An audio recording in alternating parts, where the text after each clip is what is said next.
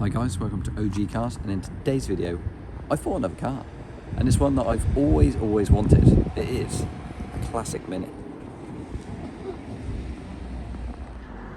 So this is a 1974 Mini 850, or as we call it, Mini 1000, because it's badged as one. It's got a 1000 engine, someone's restored it and basically made it a Mini 1000, so it's a 1000 now. And I've always wanted a classic Mini. When I was younger, I remember watching the Italian Job with my dad, the original obviously, and yeah, I always wanted one since then. So I actually looked at one of these as a first car. I looked at many things as a first car, but I did really want a Mini. That is one thing. I know on this channel I say I always wanted this, I always wanted that, but a classic Mini really is one of those cars as a child that I always wanted. So I ended up buying the Fiat Panda because they were cheaper, but now I can afford a Mini. So this one came up fairly locally to me. It had been off the road for a while. It was restored in 2013, not painted the best, converted to a 1000. And yeah, it's sat around since its restoration basically. And it's not the best job in the world, but it's here, it works. The person that was selling it had actually bought it for their wife, and she had an Austin A35 and preferred it to the Mini, so yeah, it was put up for sale. So we drove it back, and I've only used it a few times since, but I've actually bought something else. So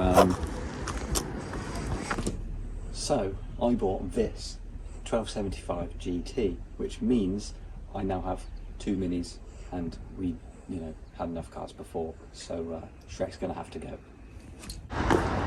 So, some of you may be wondering why this car is called Shrek, and the reason is the number plate.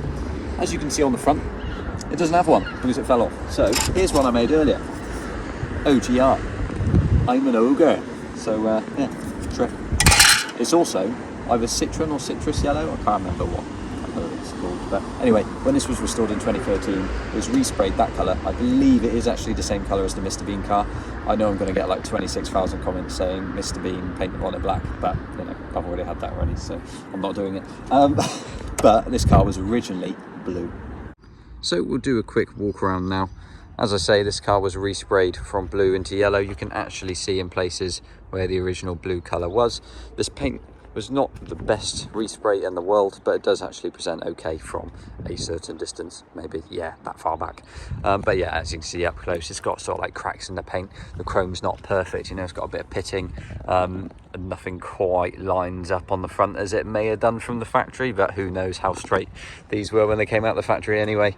If it's anything like the Italian cars, then standard.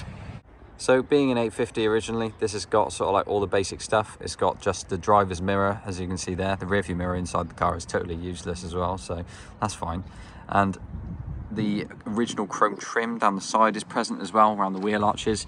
Obviously a lot of these cars were modified back in the day as well as now, and would have had the wide arches put on, different wheels put on, but this has got the original Steelies, 10-inch Steelies, with these wheel trims on the front and just the smaller wheel trims on the back, which the Mark III would have had, I believe, just what it has on the back there. On the front is what it would have had on sort of like the Mark I/Mark II style, but I don't know which I prefer, so I'm just running with both, but this is how it came to me. So, and it's got these very nice sort of old tread design Camac tyres on. They're probably fairly old, but they do have new inner tubes, so they are good to go anyway. All of the windows are stamped as well with the original number plate, so we know they're all original as well. If we come to the back of the Mark III, we had the bigger style lights on the Mark IIIs. I do quite like the early lights with the smaller ones, but apparently back in the day it was all the rage to put the bigger lights on the earlier models, so how times change anyway. But yeah, the Mark III came like this. This car is totally standard, bar being a 1000 now instead of an 850. I've put these nice black and silver plates on it. I personally think it suits the look of the car quite well. It just had some modern style plates on it before, just normal colours, so I thought it'd be nice to put these on there. Welcome to the interior of the Mini now. It's just the yellow and the black. There's basically nothing else, and it's quite basic, but it has full door cards on all the doors, which is something the Pandas didn't have. That was very minimalistic, but yeah, you've got this simple single dash style in here, which was original to it. You've got the choke cable down here, which doesn't stay anywhere, so I've got this modification which everyone does, which is put some pegs in the car and put them on there. That's fine. This has all sort of fallen off. When we bought it, it had the choke cable adjusted because it kept pulling the whole thing through before, and now it pulls through but just drops back, so I don't know, it's not really fixed anyway, but the choke cable was basically fixed, and while the guy did that, he said that he must have knocked something because the water wipers and the heater stopped working. So there's an electrical problem somewhere, but yeah, I haven't actually looked at that yet. G found out recently when she went to a car meet and borrowed this car that the wipers don't work, so when it rains you can't see. On the interior as well, we have this Mountainese style steering wheel. It's absolutely tiny and really does make the car just feel like a go-kart. And there's this chrome gear knob as well, which I really hate and wish wasn't on it, but there we are. Then we come to the front of the car. I haven't opened the bonnet because if I open it, it will never shut again. Because I had that this morning and we were coming down here for a little car meet, insert pictures here, and we had a load of classic minis come along as well, so it's nice to see all of those. But yeah, it's the 1 litre A series, and it's got that obviously interesting gearbox design where you've got the gearbox underneath the engine, so you can cram everything into such a small space. So I haven't known this car very long, but I have done a couple of shows in it and it's been really nice to drive it.